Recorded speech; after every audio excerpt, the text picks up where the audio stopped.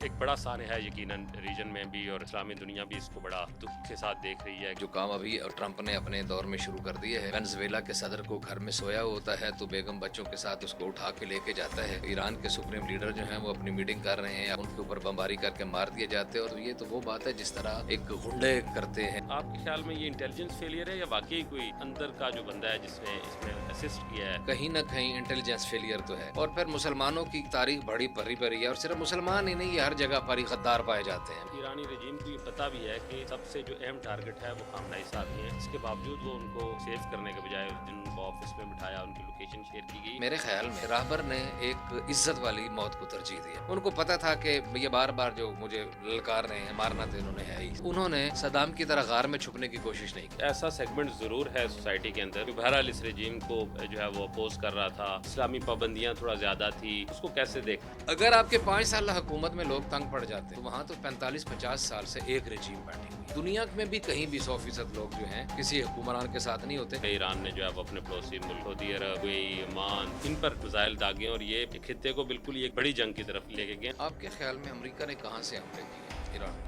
यकीनन नहीं अपनी जो उनकी इन्हीं मुल्कों से इंस्टॉलमेंट है इस एरिया में। इधर इनसे अगर कोई दोस्त मारने के लिए अपना घर फराहम करता है, वहाँ उसके घर में बैठे हुए दुश्मन को निशाना बनाना मेरे नजदीक तो बिल्कुल जस्टिफाइड। तब अमेरिका की और इसराइल की ये पॉलिसी के with in Muslim Umma divide and rule वाली पॉलिसी पर कामयाब जा रही है। यही मुस्लिम उम्मा को पहले सोचना चाहिए ना, जिसके घर में आग लगती है ना उसके लिए फलसफा कोई नहीं, ये बिल्कुल सीधी सी। जिसका मरा पड़ा हो ना, फिर उसके बच्चों को कुछ नहीं सूझता कि अब हम क्या कर रहे हैं या क्या नहीं कर रहे। वहाँ अक्ल शक्ल काम को।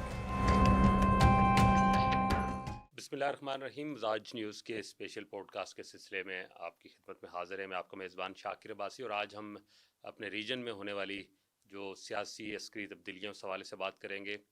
इसराइल और अमेरिका का गठजोड़ और उसका एक हमला ईरान पर, जिससे उनकी टॉप अस्करी क़यादत और ख़ास करके जो सुप्रीम कमांडर हैं उनकी शहादत के बाद ईरान में इस्लामी इनकलाब और जो मशरक़ वस्ता की सियासत है वो एक फ़ैसला कुन मोड़ पर जो है वो पहुंच गई है। और इसी इशू पर आज हम बात करेंगे। हमारे साथ मौजूद होंगे इस पॉडकास्ट में सीनियर जर्नलिस्ट, इंटरनेशनल अमूर के माहिर हैं, बारहा वो ईरान का दौरा भी कर चुके हैं और इस पर उनकी गहरी नज़र है। हमारे दोस्त अली रज़ा अलवी साहब बहुत शुक्रिया आपके वक्त के लिए। एक बड़ा सान है यकीनन रीजन में भी और इस्लामी दुनिया भी इसको बड़ा दुख के साथ देख रही है कि इमाम खामनेई की इस तरह की शहादत, इस तरह की मजलूमाना शहादत और फिर टॉप लीडरशिप का इस तरह चले जाना। आप कैसे देखते हैं ईरान की इस वक्त की जो पोजीशन है और फिर इन हालात से निकलने का क्या रास्ता है उनके पास? सबसे पहले तो अब्बास साहब आपका बहुत शुक्रिया, आपने मुझे अपने प्रोग्राम में मद्दू किया। बिलाशुबा ये बहुत तकलीफ़ का वाक़या है और जिस वक्त हम ये बात कर रहे हैं इस वक्त पूरा आलम इस्लाम ही नहीं, पूरा आलम इंसानियत सोगवार है। जिनमें थोड़ी बहुत भी इंसानियत की रमक है वो इस बात पर गम और गुस्से का इजहार भी कर रहे हैं और अफसरदा भी हैं कि ये दुनिया में पहले आज तक कभी किसी ने ये नहीं देखा कि जो काम अभी ट्रंप ने अपने दौर में शुरू कर दिए है कि वेनेजुएला के सदर को घर में सोया होता है तो बेगम बच्चों के साथ उसको उठा के लेके जाता है। और ईरान के सुप्रीम लीडर जो हैं वो अपनी मीटिंग कर रहे हैं अपने ऑफिस में बैठ के, और तो उनके ऊपर बमबारी करके मार दिए जाते हैं और बिल्कुल वहशियाना अंदाज में अलल ऐलान कहा जाता है कि हम आपको मार डालेंगे। तो ये तो वो बात है जिस तरह एक गुंडे करते हैं, जिस तरह के मुसलमान उसूल के होते हैं ये कि टॉप जंग लीडरशिप और को हुक्मरानों को इस तरह से कभी टारगेट नहीं कोई किया नहीं जा किया जाता। और वो मैदान जंग में मौजूद फौजियों की, सिपाहियों की आपस में एक लड़ाई होती है और उसमें फिर बड़े जो हैं वो मीडियाकर का रोल प्ले करते हैं और चीज़ों को सॉल्व किया जाता है। तो इस एक तो बात ये है कि अमेरिका ने एक इस ख़ास तौर पर इस ट्रंप ने, और मैं ये नहीं समझता कि ट्रंप अकेला कर रहा है, इसमें अमेरिकन इस्टेब्लिशमेंट शामिल नहीं है। ये मुमकिन नहीं है कि इतने बड़े काम अमेरिका का, ट्रंप पागल हो गया। कल अगर आने वाली, ये बात मैं इसलिए कर रहा हूँ कि आने वाले वक्त में अगर अमेरिकन इस्टेब्लिशमेंट ये छुपने की कोशिश करे कि वो पागल आदमी था जी, उसने तो हमारी कोई बात मानी नहीं थी, उसको तो समझ नहीं थी, वो जिनूनी था, तो ये बात दुनिया मानेगी नहीं कि वो अकेला कैसे कर सकता है। होता है, माजी में इस तरह होता आया है कि कभी पेंटागन और वाइट हाउस जो हैं एक पेज पे नहीं रहे कभी कभी। फॉर एग्जांपल ओबामा की कोशिश थी कि उसने कहा कि अफ़गानिस्तान से अफवाज बुलानी है मैंने वापस सदर बनने के बाद। ये वाइट हाउस की और ओबामा की ख्वाहिश थी। पेंटागन की ख्वाहिश नहीं थी तो वो 8 साल उसने अमेरिका से, अफ़गानिस्तान से फ़ौजें वापस ना बुला सका। ये पोजीशन है। इस मामले पर सबसे पहले मैं जो मेरी राय है और मैं जो समझता हूँ कि पेंटागन और वाइट हाउस एक पेज पर हैं, اور مل کے وہ کام کر رہے ہیں، اور اس وقت تو بلکہ وہ اسسٹ کر رہے ہیں، لیڈ نہیں کر رہے، دنیا کو تو لیڈنگ کا دے رہے ہیں، رول بتا رہے ہیں، لیکن وہ اسرائیل کو اسسٹ کر رہے ہیں۔ نیتن یاہو جو ہے وہ اس کے ہاتھ میں اس کی چابی ہے، وہ جس طرح چلاتا ہے وہ ٹرمپ اس طرح چل رہا ہے، اور یہ انتہائی تکلیف دہ صورتحال ہے، انتہائی سوگوار صورتحال ہے، اور ایک اس طرح کی ایک شخصیت کا، اور پھر ان کا مقام جو ہے وہ ایک سیاسی مقام نہیں تھا، سیاسی سے زیادہ ان کا مقام ایک مذہبی رہنما کا مقام تھا۔ آپ مجھے یہ بتائیں کہ اگر پوپ کو گھر میں بیٹھے ہوئے اس طرح کوئی جا کے مار دے تو اس کا کیا ری ایکشن ہوگا؟ تو یہ ان کی حیثیت اسی طرح تھی، اور انہوں نے مسلمانوں کے درمیان بہت سارے جو اختلافات تھے اس کے حوالے سے بڑا کام کیا، ان کو ٹھیک کرنے کے لیے کوشش کی۔ انہوں نے فتویٰ دیا کہ مقدسات کے خلاف بات کرنا حرام ہے، انہوں نے اتحاد بین المسلمین کے لیے کام کیا، انہوں نے مسلمانوں کو جوڑنے کے لیے کام کیا، انہوں نے جو فالٹ لائنز تھیں ان کو پر کرنے کے لیے کام کیا۔ تو آج وہ نشانہ بن گئے ہیں، اور یہ یقیناً تکلیف کی گھڑی ہے۔ ایران کے لوگ سڑکوں پر ہیں، دکھ کا اظہار کر رہے ہیں، رو رہے ہیں، دھاڑے مار مار کے رو رہے ہیں، اور ہر شخص کے گھر کا، میرا خیال ہے کہ جس طرح کسی کا بچہ مر جائے، کسی کا باپ مر جائے، تو ان کی یہ کیفیت ہے۔ آپ نہیں سمجھتے کہ یہ یا تو انٹیلیجنس فیلئر ہے ایران کا، یا کوئی انٹرنل غداری کا کوئی ایسا عنصر سامنے آتا ہے کہ ایک ایسی پن پوائنٹ لوکیشن، اور ایرانی رجیم کو یہ پتہ بھی ہے کہ سب سے جو اہم ٹارگٹ ہے وہ خامنہئی صاحب ہی ہیں، اس کے باوجود وہ ان کو سیو کرنے کے بجائے اس دن ان کو آفس میں بٹھایا، ان کی لوکیشن شیئر کی گئی، اور ایک تسلسل ہے۔ اب 6 ماہ پہلے بھی اس طرح ہوا کہ ایرانی ٹاپ ملٹری قیادت اسی طرح کی ایک مخبری یا کچھ بھی کہہ لیں اس پر ان کو ٹارگٹ کیا گیا، تو یہ اس کا تسلسل ہے۔ تو کیا وہ آپ کے خیال میں یہ انٹیلیجنس فیلئر ہے، یا واقعی کوئی اندر کا جو بندہ ہے جس نے اس میں اسسٹ کیا ہے را کو، سوری موساد کو یا سی آئی اے کو؟ دونوں صورتیں ہو سکتی ہیں، اس میں کسی بھی چیز کو آپ اگنور نہیں کر سکتے، کہ یہ بات تو بالکل درست ہے کہ کہیں نہ کہیں انٹیلیجنس فیلئر تو ہے، اور پھر مسلمانوں کی تاریخ بڑی بھری ہے، اور صرف مسلمان ہی نہیں، یہ ہر جگہ پر ہی غدار پائے جاتے ہیں، مختلف اقوام میں، مختلف جگہوں پہ، پھر انٹیلیجنس ایجنسیوں نے اپنے ایجنٹس رکھے ہوتے ہیں، مختلف دوسری جگہوں پر رکھے ہوئے ہوتے ہیں۔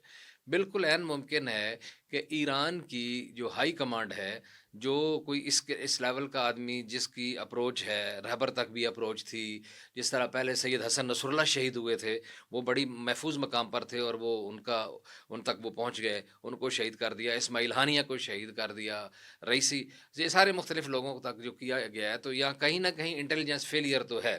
اور یہ بات جب پچھلے آپریشن ہوئے اور پچھلے دھماکے ہوئے تو ایران نے بہت زیادہ لوگوں کو پکڑا بھی تھا جو وہاں جاسوسی کر رہے تھے مختلف روپ میں، اس میں بہت سارے افغانی بھی تھے، ان کا بہت سارے انڈینس بھی تھے، کہ جو مختلف انہوں نے جو ڈرون ٹیکنالوجی کا جو یہ کام کرتے ہیں، تو ان کی ڈرونز کی فیکٹری میں وہ کام کر رہے تھے، اور وہ جاسوسی بھی کر رہے تھے، اور ان کو پکڑ کے انہوں نے سزائیں بھی دی، ایرانی بھی شاید ہوں اس میں کچھ لوگ، ان کو بھی پکڑا گیا، جلاوطن ان کو جیلوں میں ڈالا گیا، ان لوگوں کو بھی پھانسیاں بھی دی گئیں، یہ سارا کام کیا گیا۔ تو یہ بات تو بالکل اس میں آپ یہ ہو سکتا ہے کہ اس میں کہیں نہ کہیں کوئی غداری کسی نے کی ہو، کسی نے اس کو ان کی لوکیشن کو جو ہے شیئر کیا ہو، یہ عین ممکن ہے۔ لیکن ایک بات اس میں دوسرا پہلو، بہت سارے کل سے مختلف لوگ بات بھی کر رہے، دکھی بھی تھے، رو بھی رہے تھے، کوئی غصے کا اظہار بھی کر رہے تھے ایرانیوں پہ۔ ایک بات میں نے اس میں سے جو سوچا پہلو نکالا، میں نے کہا میرے خیال میں کہ رہبر نے ایک عزت والی موت کو ترجیح دی ہے۔ ان کو پتہ تھا کہ یہ بار بار جو مجھے للکار رہے ہیں، مارنا تو انہوں نے ہے ہی صحیح، تو انہوں نے صدام کی طرح غار میں چھپنے کی کوشش نہیں کی۔ صدام کو عالم اسلام کے ہیرو کے طور پر پیش کیا جاتا تھا، لیکن جب اس کو ایک سیوریج لائن سے نکال کے تو پھانسی کے پھندے تک لے کے آئے، تو میرا خیال ہے وہ پھر بات بنتی نہیں تھی، وہ مزے کی بات نہیں تھی کہ ایک بڑا اسی طرح قذافی عالم اسلام کا بڑا ہیرو تھا، اس کو بھی ایک موب سے مروا دیا، اور وہ بھی کسی چھپی جگہ سے نکال کے موب سے مروا دیا، اور لو لوہان اور خون و خون اور کتنی توہین آمیز اور ذلت آمیز موت مارا گیا۔ انوار السادات کو اس سے پہلے مارا گیا تھا ہمارے، اور یہاں اپنے ایجنٹس کے ذریعے ذوالفقار علی بھٹو کو مروا دیا گیا تھا، اسی طرح وہاں شاہ فیصل کو مروا دیا گیا تھا۔ یعنی عالم اسلام کے جتنے بھی یہ بڑے لیڈرز تھے، ایمرجنگ لیڈر تھے، جنہوں نے اسلام کی بات کی یا جنہوں نے مسلم امہ کی بات کی یا مسلم حکمرانوں کی بات کی، تو ان سب کو سی آئی اے نے یا اور اس نے موساد نے مل جل کے ان کو کسی نہ کسی طرح مارا۔ میں یہ کہتا ہوں کہ بابا جی نے، رہبر معظم نے کم از کم دلیری کا مظاہرہ کیا، وہ کہیں چھپے نہیں ہیں، انہوں نے ایک موت کا ایک نیا امر دیا ہے. 86 سال ان کی عمر تھی, مرنا تو انہوں تھا 2-4 سال 10 سال میں فوت ہو جاتے, لیکن وہ امر ہو گئے ہیں اس موت کے ذریعے, اور وہ آنے والوں کو ایک راستہ دے کے گئے. میں آپ کو بتاؤں کہ مجھے کل جیسے صبح جب یہ شہادت کی خبر ملی تو میں نے اپنے ایک دوست کو جو ایرانی ہیں وہ ان کو میں نے تعزیت کا پیغام بھیجا. میں نے ٹوٹے ہوئے دل اور رونے والی ایموجی بھیجی. تو انہوں نے مجھے آگے سے کہا کہ ہم شہیدوں کے لیے تعزیت نہیں مبارک قبول کرتے ہیں. اور یہ میرے لیے حیران کن بات تھی کہ اتنا بڑا ان کا, اور وہ خود تکلیف میں تھے, لیکن جب انہیں میں نے کہا کہ تعزیت, وہ کہتے ہیں نہیں یہ ہمارے لیے مبارک کی بات ہے, شہادت تو ہماری ہے. اور ان کی ویڈیوز بھی دیکھ رہے ہیں تو ان کا حوصلے پست شست ہونے والا کوئی چکر نہیں ہے. یہ جس طرح آپ اسپورٹس کے اسٹار جرنلسٹ ہیں تو جیسے ایک اولمپکس کی مشعل ہے نا, یہ ایک مشعل ہے. میرا خیال ہے کہ اس دین الہیہ کے کام میں, اس خداوند عالم کے اس کام میں, امت مسلمہ کے اس کام میں, اس وقت تک یہاں تک ڈیوٹی تھی سید خامنائی کی, وہ پوری ہو گئی ہے. وہ مشعل اب اگلے آدمی پکڑ لے اسی گا طرف اور میں آؤں آگے گا چل کہ پڑے یہ گا. مشل کا آگے جو ہے وہ ٹرانسفر کیسے ہے, چین آف کمانڈ کیا ہے بیسیکلی ایران کی اس رجیم کا, کیونکہ بنیادی طور پر جو ٹرمپ اور اسرائیل کا جو اپروچ جو ہے وہ جو سوچ ہے اس سارے پیچھے, وہ رجیم چینج کی ہی اپروچ ہے کہ وہاں سے رجیم چینج کر کے جو پہلوی خاندان ہے اس کو واپس یہاں بٹھایا جائے اور ایران کو پوسٹ انقلاب کی طرف لے جایا جائے پہلے کی طرف. تو کیا فیبرک کیا ہے ان کا, تانا بانا چین آف کمانڈ کا کیا ہے ایران کا, اور مستقبل کیا دیکھتے ہیں اب؟ حالات یکدم ظاہر ہے کہ اس وقت کرب کی کیفیت ہے, لیکن یہ دیکھیں کہ بار بار ٹرمپ کیا کہتا تھا. ٹرمپ یہ کہہ رہا تھا کہ ہم ان کو مار دیں گے. پہلی بار پچھلا آپریشن کیا, تمام افواج کے سپہ سالار مارے گئے ایک ہی رات میں. پاسدار انقلاب کا ہیڈ مارا گیا, دوسری فوج کا ہیڈ مارا گیا, کیا کہتے ہیں ان کا جو انٹیلیجنس کا ہیڈ مارا گیا, فلاں مارا گیا, فلاں مارا گیا. تمام فوجوں کے سربراہ ایک ہی حملے میں سارے مار دیے گئے. اور اس قوم نے اور اس فوج نے, آپ مجھے بتائیں کہ جس کے سارے لیڈر مارے جائیں وہ کتنی اس اور میں, ٹاپ اسکرین جو کیا تھا کل بھی جو باقی ایک باندھنا سیکنڈ تھے. میں 1 سیکنڈ میں فارغ ہو جاتی ہے. لیکن انہوں نے ہمت نہیں ہاری. 8 گھنٹوں کے اندر انہوں نے اپنے ڈیمیج کو, جو کولیکٹرل ڈیمیج تھا اس کو انہوں نے سیٹ کیا. انہوں نے نئی کی قیادت شروع کی اور رات ہی کو انہوں نے اسرائیل پر حملے شروع کر دیے, جوابی کارروائی شروع کر دی. وہ ایک علیحدہ پوری بحث ہے کہ وسائل کتنے ہیں, ٹیکنالوجی کتنی ہے, ایک 50 سال سے پابندیوں میں جکڑا ہوا ملک کیا کر سکتا ہے. ان کی ظاہر ہے وہ چیزیں کوئی کمپیریزن نہیں, لیکن ایک جو بھی جذبہ ایمانی ہے یا جو بھی کہیں اپنی غیرت ملی ہے, تو وہ کھڑے ہوئے اور انہوں نے کر کے دکھایا. اس وقت بھی انہوں نے کہا تھا رجیم باہر نکلو, باہر نکلو, باہر نکلو, رجیم چینج کرو, کوئی ان کو کامیابی نہیں ہوئی. اب انہوں نے رہبر معظم کو ٹارگٹ کیا ہے, تو ان کا خیال یہ ہے کہ لوگ نکل آئیں. اپیلیں کر رہا ہے نیتن یاہو اور ٹرمپ, اپیلیں کر رہے ہیں ہم آپ کی مدد کے لیے آئے ہیں. او بھائی, آپ کو مار کے ادھر سے کوئی بندہ اور کہے کہ ہم امریکہ والوں باہر نکلو, ہم آپ کی مدد کے لیے آئے ہیں, تو یہ کوئی بات سینسیبل ہے؟ ٹرمپ کا یہ کہنا کہ نئی قیادت میرے سے مذاکرات کرنا چاہتی ہے اور ٹیبل پہ آنا چاہتی ہے, ابھی نئی قیادت کا انتخاب ہوا نہیں ہے, تو کون سی قیادت ہے جس کی وہ بات بلا کر کا رہے ہیں؟ جھوٹا, دنیا کا جھوٹا ترین امریکہ ہے نا. دیکھو انہیں امریکیوں نے ایک خبر لگوائی تھی کہ صدام کے پاس جو ہے وہ جراثیمی ہاں, ہتھیار ہیں, ویپن آف ماس ڈسٹرکشن. آج تک وہ کہیں ملے ہیں. یہ دنیا کے جھوٹے ترین لوگ ہیں, اور ان کا آپ میڈیا بھی دیکھ لیں کہ دنیا کا جھوٹ ترین جھوٹ بولنے والا میڈیا ہے. اور یہ جس طرح رپورٹنگ کرتے ہیں اپنے کتے بلی کے لیے ان کو تکلیف ہے ان کا. وہ اسرائیل میں ایک مارا گیا تو وہ ٹھیک ہے, یہاں آپ کو پتا ہے پہلے حملے میں 160 بچیاں شہید ہوئی ہیں پرائمری اسکول میں, جو انہوں نے پہلا حملہ کیا بچیوں کے اسکول پہ. یہاں تو انسانیت ان کی کوئی نہیں جاگی, غیرت کوئی نہیں جاگی. ٹھیک ہے, اچھا وہ جو کہہ رہے ہیں کہ مجھ سے رابطے میں ہیں, بھائی وہ تو آپ سے پہلے رابطے میں تھے, اس حملے سے پہلے بھی رابطے میں تھے. عمان کا یہ جب کہنا ہے آپ کہ کے ہم مذاکرات ہو رہے تھے, آپ ان کو مذاکرات میں انگیج کر رہے تھے, وہ تو آپ کے ساتھ رابطے میں تھے پہلے دن سے. وہ تو انہوں نے تو کبھی ان مذاکرات کے راستے کو بند ہی نہیں کیا نا, ڈائلاگ کر رہے ہیں وہ آپ کے ساتھ. آپ نے مذاکرات کے درمیان پہلی دفعہ بھی یہ کیا, ابھی وہ ظلم و ستم کرنے کے بعد ابھی دوبارہ آپ کے مذاکرات جاری تھے, مختلف چیزیں چل رہی تھی. جب آپ بات چیت کر رہے ہیں, آپ کے میرے درمیان کنفلکٹ ہے, تو ہم جب بات چیت سلسلہ شروع کریں گے تو کوئی بات میں آپ سے منوا لوں گا, کوئی بات آپ مجھ سے منوا لیں گے, اور ہم ایک کسی پوائنٹ پہ پہنچ جائیں گے. اور بات پر بیٹھنے کا مطلب یہ ہے کہ ہم معاملہ کو سالو کرنا چاہتے ہیں. تو جب آپ مذاکرات کی میز پر ہیں تو رابطے میں تو پہلے ہی تھے, ایک بات. دوسری بات یہ ہے کہ یہ سمجھ رہا ہے یہ وینزویلا ہے, یہ وینزویلا نہیں ہے. یہ بات آپ کو ذہن نشین رکھنی چاہیے کہ ایران وینزویلا نہیں ہے. ایران اور صورت حال ہے جو آپ نے کہا, اس کا سٹرکچر کیا ہے. 88 بندے 88 افراد جو ہیں وہ راہبر چنتے ہیں, اور وہ کونسل مکمل طور پر جو ہے ہر وقت انٹیکٹ رہتی ہے 88 افراد کی. 88 افراد تھوڑے سے بندے نہیں ہوتے. ان کے ہی ایک ممبر تھے رہبر معظم, کل جیسے ہی شہید ہوئے تو نمبر ہو گئے 87.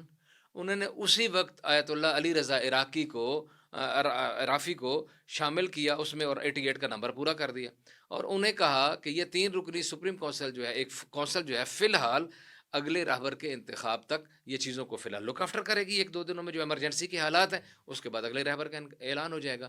تو یہ ان کی بالکل غلط فہمی ہے کہ ایک بندے کے مارے جانے کے بعد نقصان تو ہے ہی بے تحاشا, اس کی تو کوئی مطلب بات ہی نہیں ہے, لیکن اس ایک بندے کے مارنے کے بعد, شہید ہونے کے بعد ایران رک گیا ہے, ایران کا کام رک گیا ہے, وہ کچھ نہیں ہے.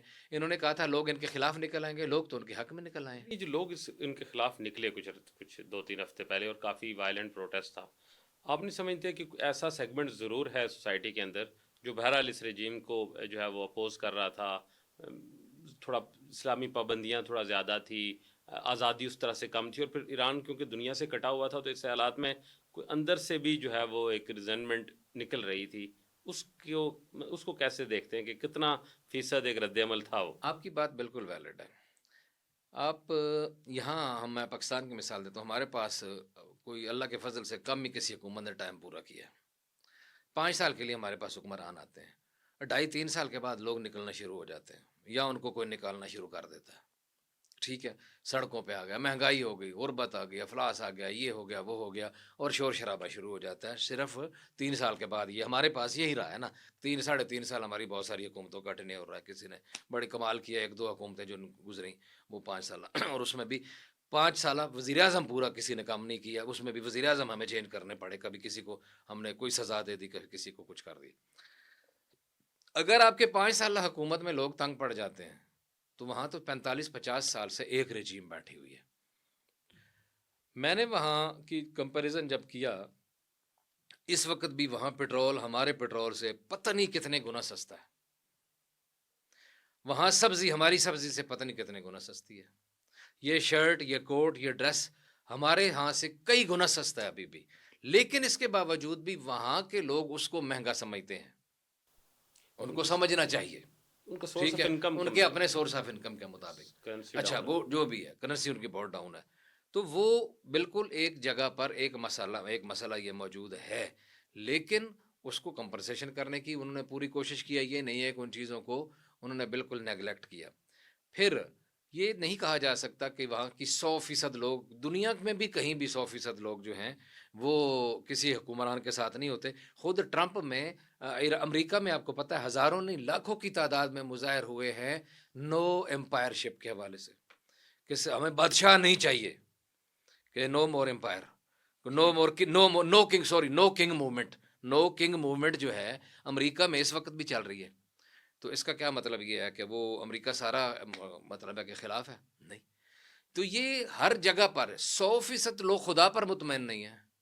خدا نے بنایا نا ہمارے مسلم عقائد کے مطابق یا ابراہیمی مذاہب کے مطابق پوری کائنات کو, تو ساری 100% آبادی تو خدا کو بھی نہیں مانتی.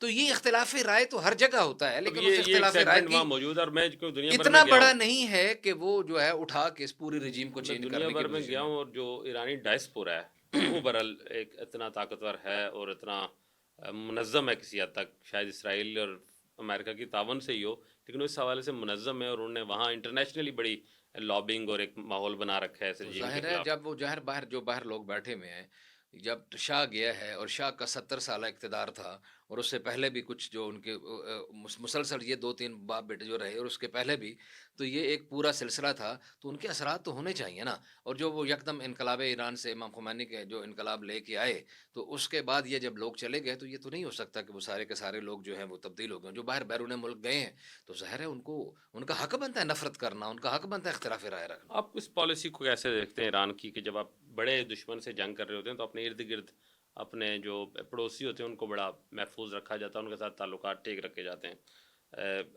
امریکہ اسرائیل نے ایران پر حملہ کیا, جوابی حملے ایران نے جو ہے وہ اپنے پڑوسی ملک, even Saudi Arab, U A E, Oman, Bahrain, Kuwait, ان پر میزائل داغے, اور یہ ایک خطے کو بالکل ہی ایک بڑی جنگ کی طرف لے کے گئے ہیں. تو یہ پالیسی اس کو کیسے دیکھتے ہیں؟ آپ کے خیال میں امریکہ نے کہاں سے حملے کیے ہیں ایران پر؟ یقیناً انہیں اپنی جو ان کی انہی ملکوں سے کیا انسٹالمنٹ ہیں اس ایریے میں ادھر ان سے کیا. اب آپ سے پوچھتے ہیں، آپ کا گھر ہے، میں آپ کا ہمسایہ بھی ہوں، اور میں آپ کہتا ہوں میں آپ کا دوست بھی ہوں. آپ کا ایک دشمن یہاں اسلام آباد میں ہے، آپ کا ایک دشمن ہے، ہم کہہ لیتے ہیں جی کہ آپ کا دشمن وہاں ایبٹ آباد سے بھی پرے کسی علاقے سے، وہاں سے وہ اس کا پہنچ میں آپ نہیں ہیں. میں اسے کہتا ہوں کہ آپ میرے گھر کی چھت پر گن لگا لو، تو شاکر عباسی صاحب کا جو ہے اگر بچہ نظر آتا ہے تو اس کو مار دو، میرے منہ میں خاک.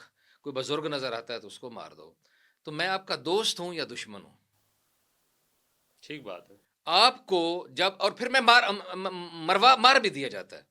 ایک تو بات ہے کہ کہا جاتا ہے کہ نہیں ہم آپ کی سپورٹ کرتے ہیں، دوسرا نہیں، میں نے آپ نے گھر کی چھت یا اپنے گھر کا آنگن دیا بھی صحیح کہ یہاں بیٹھ کے آپ بندوق چلاؤ اور بندوق مارو. اور آپ کو پتہ چل گیا ہے کہ الوی صاحب کی چھت پر میرا دشمن بیٹھا ہوا ہے یا الوی صاحب کے لان کے فراں کونے میں بیٹھا ہوا ہے، تو کیا آپ کو اخلاقی طور پر میری دوستی کے دعووں کے باوجود بھی جب میں نے آپ کا نقصان بھی اتنا کر دیا ہو تو آپ کو میرے اس گھر کے کونے میں بیٹھے ہوئے دشمن پر حملہ کرنے کی اخلاقی جواز ہے یا نہیں؟ نہیں، میرا اس میں موقف یہ ہے کہ آپ کو تمام محاذ ایک دم نہیں کھولنے چاہیے، کیونکہ جو نیو یارک ٹائمز نے رپورٹ کیا ہے خامنہ ای صاحب کی شہادت کی سٹوری کو، اس کے مطابق سی آئی اے نے انٹیلیجنس شیئرنگ کی موساد کے ساتھ، اور اسرائیل کے کیپٹل تل ابیب سے جہاز اڑے جو 2-2.5 گھنٹے کی فلائٹ کر کے انہوں نے آ کے یہ کوئی اٹیک کیا. ضروری بات نہیں ہے اور یہ کوئی قابل عمل، یہ جان بوجھ کے ایک ڈرامے بازی کی گئی ہے. کل ایک مبصر کی بھی میں بات دیکھ رہا تھا کہ یہ جو سارے ہیں ان کو انہی جگہوں پر موجود ہیں، انہی جگہوں سے آپریشن ہو رہے ہیں، ابھی بھی ہو رہے ہیں، اور مسلسل پچھلی جنگ میں بھی ہوئے ہیں. اور انہوں نے پچھلی جنگ کے بعد پچھلی دفعہ صرف انہوں نے مارا تھا قطر والے ایئر بیس پر، ٹھیک ہے، اور ساتھ کہا تھا قطر سے پہلے معذرت کی تھی کہ یہ آپ پر حملہ نہیں ہے، یہ آپ کے گھر میں بیٹھے ہوئے ہمارے دشمن پر حملہ ہے. ٹھیک ہے. لیکن اس بار اور ابھی سٹل ابھی رہائشی ایریاز ابھی میں بھی گرے ہیں نا، ابھی ہاں وہ گرنا ایک اس کی ہوٹلز پہ. تعریف، ان کے بھی رہائشی ایرے پہ گرے ہیں، ان کی آبادی کے اندر گرے ہیں، بے تحاشا ان کے بچوں کے اوپر بھی گرے ہیں. جب ظاہر جائیں گے تو ضروری نہیں ہے کہ وہ اتنے ہی ٹیکنالوجی جدید ہے کہ بالکل پن پوائنٹ پر لگے، اس کی بالکل حمایت نہیں کی جا سکتی. لیکن اگر کوئی دوست کسی کو مارنے کے لیے اپنا گھر فراہم کرتا ہے تو وہاں اس کے گھر میں بیٹھے ہوئے دشمن کو نشانہ بنانا میرے نزدیک تو بالکل جسٹیفائڈ پھر ہے. اس مطلب امریکہ کی اور اسرائیل کی یہ پالیسی کہ ود ان مسلم امہ ڈیوائڈ اینڈ رول والی پالیسی پر کامیاب جا رہی تو ہے. اب جب مروائیں گے آپ، اور یہی مسلم امت کو پہلے سوچنا چاہیے نا کہ بھائی ہم آپ کے آپ کے ہتھیار بھی خریدے. اب ہوگا کیا؟ اب ہوگا یہ کہ امریکہ انہی سے اس جنگ کے پیسے لے گا، ان سے مزید. اب تک جو انہوں نے اسلحہ اتنا دیا ہے، اور انہوں نے وہ جو آئرن ڈوم ٹائپ بنائے ہوئے تھے، ٹیکنالوجی ان کو دی ہوئی تھی کہ ہاں کوئی میزائل پہنچ نہیں سکتا، اور میزائل دبئی ایئرپورٹ پہ بھی پہنچ گیا اور فلاں قطر پہ بھی پہنچ گیا، فلاں جگہ پہنچ گیا. تو اس کا مطلب ہے پہلے تو امریکی جو ٹیکنالوجی ہے وہ فیلئر ہو گیا اس کا. ٹھیک ہے. ان کی جو اندھی لولی لنگڑی جو بھی ٹیکنالوجی، ہم اس کے سپورٹر نہیں ہیں، لیکن اس کی بھی جو بھی پوزیشن تھی وہ پھر کامیاب ہو گئی، اس نے نقصان کچھ نہ کچھ کر لیا. آپ نے اربوں کروڑوں اربوں ڈالر کمائے بھی صحیح ہیں تو، اور نقصان بھی پہنچوا دیا. اور کیا ابھی آپ بچانے کے لیے ان کو آئے ہیں؟ نہیں، آپ اپنا کام کر کے تو آپ بھاگ گئے ہیں، نکل گئے ہیں، تماشا دیکھ رہے ہیں. تو یہ چیزیں ساری دیکھنے والی ہیں. اور یہ جنگ جو ہے، یہ جس کے گھر میں آگ لگتی ہے نا شاکر عباسی صاحب، اس کے لیے فلسفہ کوئی نہیں ہوتا. یہ بالکل سیدھی سی بات ہے. جس کا مرا پڑا ہونا، اور جس کا سب سے پیارا بندہ مر جائے، پھر اس کے بچوں کو کچھ نہیں سوچتا کہ اب ہم کیا کر رہے ہیں یا کیا نہیں کر رہے. وہاں عقل شکل کام کوئی نہیں کرتے. دیکھیں ایک واقعہ ہوا اور بڑا واقعہ، اور یقیناً ان کے چاہنے والے خامنہ ای صاحب کے پاکستان میں بھی ایک بہت بڑی تعداد موجود ہے، اور اس کا رد عمل میں ہم نے دیکھا کہ کل لوگ سڑکوں پہ نکلے. کراچی میں امریکن کونسلیٹ کو حملہ کیا گیا، سکردو میں نکلے، اسلام آباد میں نکلے لوگ، اور اس کے بعد شہادتیں بھی ہوئی. کراچی میں بھی 8-10 لوگوں کی شہادتیں ہوئی، سکردو میں 10-12 لوگوں کی شہادتیں ہوئی. آپ اس رد عمل کو کیسے دیکھتے ہیں؟ ٹھیک ہے، ایک ایک دکھ ہے، ایک کرب ہے، لیکن اپنی املاک کو جلانا اور اپنے ہی ملک میں افراتفری پیدا کرنا، اس کو کیسے دیکھتے ہیں آپ؟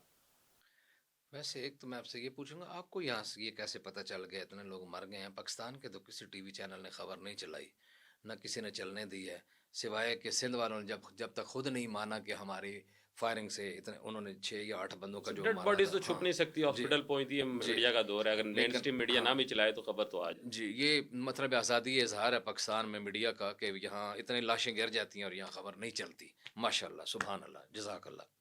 اچھا اب آتے ہیں اس طرح کا معاملے کی طرف. میں نے غور کیا, اس کو اسٹڈی کیا کہ میں جب سویا ہوا صبح اٹھا, صبح جب رہبر کی شہادت کی خبر آئی تو وہ خبر دیکھنے کے بعد ظاہر آج کل ساری رات لوگ جاگتے ہیں, صبح سحری کھا کے پھر نماز پڑھ کے پھر وہ خبریں دیکھتے دیکھتے بھی سوتے 9:30 10 ہو گئے.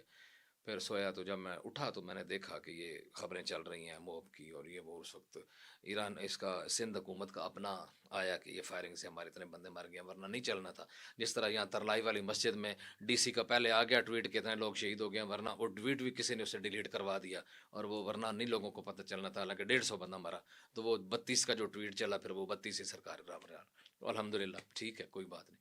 اچھا یہ انہوں نے بندے, ایک تو میں نے یہ دیکھا کہ یہ کسی کی کال تھی. اچھا مجھے کسی کی کال نہیں نظر آئی. مطلب ہے کہ ایک علامہ ساجد نقوی ہیں شیعہ قوم کے لیڈر پاکستان میں, ان کی بھی کال نہیں تھی. راجہ ناصر ہیں, ان کی بھی کال نہیں تھی. اچھا اور جو چھوٹے چھوٹے لوگ ہیں ان کی بھی کالیں نہیں تھی. مین سٹریم تو لیڈرشپ یہی ہے, حامد موسوی صاحب تھے وہ فوت ہو گئے. اچھا ان کا ایک چھوٹا سا گروپ وہ پنڈی میں سسٹین کرتا ہے, اس کا پورے ملک میں نیٹ ورکنگ نہیں ہے, جن کی یہ مسجد نشانہ بنائی تھی. اچھا تو ایک تو لوگ جذباتی ہو کے خود نکلے, یہ لیڈر لیس ہجوم تھا, موب تھا, جو ہر بندے کو اپنا دکھ تھا. کیونکہ آپ کو پتہ نہیں ہے, یہ ایک عقیدت وائز ان کو ایک منصب تھا, ایک جگہ ہوتی ہے ولی فقیہ, ولی امر المسلمین, تو یہ ان کا سٹیٹس وہ تھا رہبر معظم کا. یہ میں کہتا ہوں کہ عیسائیوں کے پوپ سے بھی بڑا سٹیٹس تھا. تو ان کی جو ڈیتھ تھی نا وہ کسی کے لیے بھی ایکسیپٹیبل ہی نہیں تھی. تو پتہ چلا کہ امریکہ نے مارا ہے تو وہ بھاگے اور امریکہ کی طرف. کسی کے املاک کو نقصان پہنچانا بالکل غلط بات ہے, اور یہ اچھی بات نہیں ہے. اور یہ اس طرح موب کو چاہیے, اگر موب تھا یا اس کو کسی نہ کسی لیڈر کو اس کو لیڈ کر لینا چاہیے تھا, اور وہ وہاں بٹھا دیتے, دھرنا دے دیتے, توڑ پھوڑ سے منع کرتے. ایک ایموشنل جذباتی, پھر جب آپ موب جاتا ہے تو آپ کو پتہ اس میں ہر طرح کے ایلیمنٹ شامل ہو جاتے ہیں.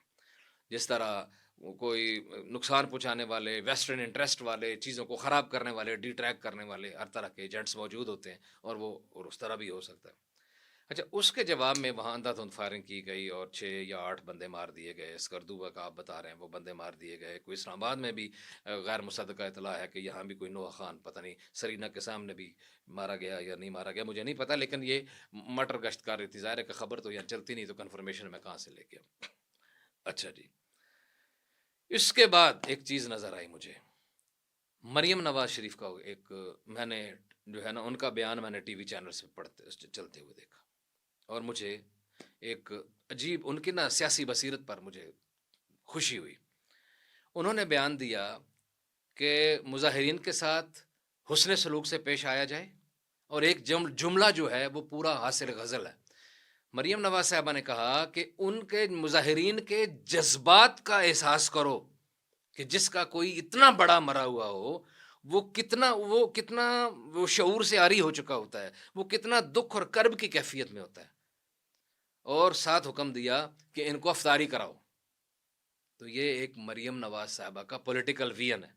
اور اس کے برعکس سندھ حکومت نے, جو بڑے جمہوری بنتے ہیں, یہ جو پی پی پی کی حکومت ہے, جس کو میں اب بی بی پی کی حکومت کہتا ہوں. آپ پوچھیں گے کہ یہ بی بی پی کی کیا حکومت ہے, تو یہ باپ بیٹے پارٹی. اب باپ بیٹا پارٹی جو ہے اس نے وہاں لاشیں گرائیں, اپنے امریکہ کے حکمرانوں کو تحفہ دیا کہ جناب ہم نے اتنی لاشیں اور آپ کی خدمت میں پیش کر دی ہیں. اور اس کے برعکس مریم نواز, میری طرف سے میں ان کو خراج تحسین پیش کرتا ہوں کہ انہوں نے عقل اور شعور کا مظاہرہ کیا. انہوں نے اپنی فورسز کو حکم دیا کہ بدتمیزی نہ کریں. اور اچھا یہاں پھر پتہ بھی نہیں ٹوٹا, جب حکومت سینس سے تمیز سے پیش آتی ہے تو پھر مظاہرین کو بھی کوئی تھوڑی سی تمیز آ جاتی ہے, اور وہ ان چیزوں کو اچھے طریقے سے کیا جا سکتا ہے. ہم اس کی بھی مذمت کرتے ہیں, وہ بالکل نہیں ہونا چاہیے تھا. وہاں توڑ پھوڑ قوصل خانے میں جو ہوئی ہے بالکل نہیں ہونی چاہیے تھی, لیکن اس کا حل آگے سیدھی گولیاں چلانا بھی نہیں تھا. بالکل آپ نے ٹھیک کہا کہ یقیناً انٹرنیشنل حالات کو دیکھتے ہوئے اپنے ملک کی, اپنے املاک کے نقصان, اپنے لوگوں کا نقصان کرنا بھی کوئی مناسب بات نہیں ہے. ریسنٹ پاس میں ہم نے دیکھا جتنی بھی ریجن میں جنگیں ہوئی, ٹرمپ کا بڑا رول رہا, جی جنگ رکوا دی. اس جنگ میں وہ خود کھڑا ہے, اور ہمارے وزیر اعظم نے اس کو نومینیٹ بھی کیا جا کے 2 بار 3 بار. نوبل پریز پایا اس کے لیے. آپ نہیں سمجھتے کہ اگر پاکستان کے جنرل کی، پاکستان کے وزیر اعظم کی، ان کو بڑا لیڈر کہتا ہے، بار بار تعریف کرتا ہے، کوئی ایسا میڈیشن کا رول پاکستان کو کرنا چاہیے کہ اس خطے کو، مشرق وسطیٰ کو بڑی تباہی سے، وہ کہ اب تباہی تو کافی ہو چکی ہے لیکن اس کو ایک لارجر پراسپیکٹ میں دیکھا جائے تو پورے ریجن اب انوالو ہونا چاہ رہا ہے اس میں، اس کو روکنے کے لیے پاکستان کا کیا کردار ہونا چاہیے؟ بڑا اچھا سوال کیا آپ نے، اور یہ بالکل ٹھیک ہے کہ جیسے ٹرمپ جو تعریف کر رہا ہے اور 6 طیاروں سے لے کے 11 تک اس نے پہنچا دیے ہیں، اللہ کرے کہیں سینچری تک لے جائے اس کو، اچھی بات ہے. یہ ہماری وہ میڈیا مینجمنٹ کر رہے ہیں، ہمارے لیے تو وہ ایک اس کی پوزیشن جو ہے اسپوکس پرسن کی ہے، اور یہ ہماری عزت میں اضافہ ہے کہ جس طرح بھی ہے. تو اور یہ ہے کہ وہ ہمارے سپہ سالار کو بھی تھاپڑا مارتا ہے کہ یہ بار بار کہتا ہے کہ یہ بہت باعزت ہیں، بہت زبردست ہیں، سمجھدار ہیں، بہت اچھے سپہ سالار ہیں. ہمارے وزیر اعظم کو بھی کہتا ہے کہ بہت اچھے آدمی ہیں، اور ساری اس نے تعریف کی ہے. اس کے جواب میں محبت کا حق ادا کرتے ہوئے ہمارے وزیر اعظم نے اسے نوبل پیس پرائز کے لیے بھی جو ہے نامزد کیا، اور یہ بھی ریکویسٹ کی کہ ان کو ہونا چاہیے. تو اب مجھے تو نہیں پتا کہ اس نے امن کے لیے کون کون سا کام ادا کیا، اور واقعی اتنی جنگیں چھیڑ کے کہ کس طرح کا امن ہوتا ہے. تو اگر یہ واقعی اتنی ہم نے بھی ان کی خدمت کوئی نہ کوئی کی ہے، یا آگے اب ہم ان کا، اس نے وہ، میں کہتا ہوں کہ جس طرح ہماری صحافیوں کی نہیں جعلی تنظیمیں بن جاتی ہیں، جعلی RIUJ بن گئی، جعلی PFUJ بن گئی، تو اس نے وہ اپنی جو ٹرمپ نے ایک نئی جعلی PFUJ بنائی ہے، یونائٹڈ نیشن کی ایک تنظیم بنا دی اپنی، اس کے مقابلے میں پیس فورس، جبکہ یونائٹڈ نیشن موجود ہے، غزہ پیس فورس جو اپنی ایک جعلی سی اس نے گھڑی ہے 20-22 رکنی، تو اس میں ہم اس کے ممبر بھی ہیں، اس کو سپورٹ بھی کر رہے ہیں. تو اب تو خیر یہ تو چودھری کا پتہ ہے نا، کہ چودھری جب بار بار کسی کمزور آدمی کی تعریف کر رہا ہو تو یہ اب سمجھ چودھری، پتہ نہیں اب چودھری اس کمزور آدمی سے کام کیا لینا چاہتا ہے، یہ تو وقت بتائے گا نا. لیکن اگر اس کمزور آدمی کی بات چودھری مان سکتا ہے تو چودھری کی محنت کرنی چاہیے کہ بندیدہ پتر بن، اور یہ اب جو تو نے کرنا تھا ڈیمیج کر لیا ہے. اور اس میں کیونکہ پاکستان کا ایران کے ساتھ بھی تعلقات اچھے ہیں، اور ایران نے تعریف کی ہے، ایران نے جن 3 ملکوں کا شکریہ ادا کیا ان میں پاکستان شامل ہے. لیکن یونائٹڈ نیشن کے اجلاس میں دیکھ رہا تھا، اس میں پاکستان نے ٹھیک ہے نا جی، کہ پاکستان نے بہت اچھا رول پلے کیا. تو پاکستان کے ساتھ ان کے اچھے تعلقات ہیں، پاکستان کے عربوں کے ساتھ اچھے تعلقات ہیں، پاکستان کے امریکہ کے ساتھ اچھے تعلقات ہیں. تو پاکستان اگر کوئی رول پلے کر سکتا ہے تو اس کو کرنا چاہیے. اور جب آپ لیڈنگ رول میں آتے ہیں اور اچھا رول پلے کرتے ہیں تو تاریخ آپ کو اچھے لفظوں سے یاد کرتے ہیں.